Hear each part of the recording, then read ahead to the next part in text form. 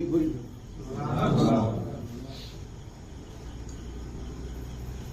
রসুল বলেন মান রানি ফাদাখালাল জান্নাহ ওয়া রাআ মান রাআনি, যে আমাকে দেখিছে ইমানের সাথে সে জান্নাতি, তাকে যে দেখিছে সেও জান্নাতি, তাকে যে দেখিছে সেও জান্নাতি।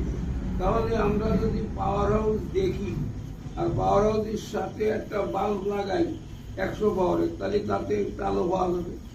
আর ওইখানে যদি 3 বিলাক দিয়ে 100 হাত দূরে নিই, 1000 হাত দূরে নিই, 1000 মাইল দূরে নিই, আমরা পাওয়ার হাউস দেখি না, কিন্তু আলো পাওয়া যাবে কিনা? একই মাপের আলো পাওয়া যাবে। এই জন্য রসুলের থেকে সাহাবারা ডাইরেক্ট পাওয়ার হাউসের সঙ্গে সংযোগ ছিল।